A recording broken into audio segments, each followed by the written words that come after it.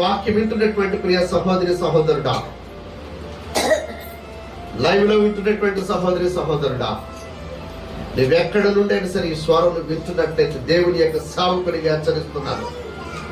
ఈ అంచె దినాల్లో నీ హృదయాన్ని సరి చేసుకోకపోతే, నీ అంతరంగమును సరి చేసుకుని దేవుని మాటకు లోబడి దేవుని దగ్గరికి వచ్చి సాగిలి పడకపోతే, రేపనే రోజు నువ్వు అబ్బాని మనం పెట్టుకున్నా నిన్ను ఆదుకునే అబ్బా ఎవడో దొరకడు నీకు.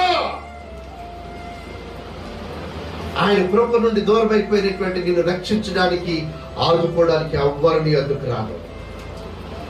ఇదే నీకు రక్షణ దినం, ఇదే నీకు అనుకూల సమయము. రేపు నీది కాదు, గడిచిపోయిన దినం తిరిగి రాదు. పశ్చాత్తాపడు, మానవలసి పొందు.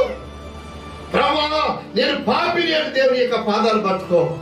దేవుడి నిన్ను క్షమిస్తాడేమో, కనికరిస్తాడేమో. నువ్వు విడవబడతావు. పశ్చాత్తాపంతో దేవుని పాదాలు పట్టుకున్నప్పుడు మళ్ళా ఆయన కృపకు నువ్వు పాత్రుడు అవుతావేమో. పాత్రురాలు అవసరం. పశ్చాత్తాపడు, విడిచిపెట్టు లోకాస్తులను, లాకించలను విడిచిపెట్టు.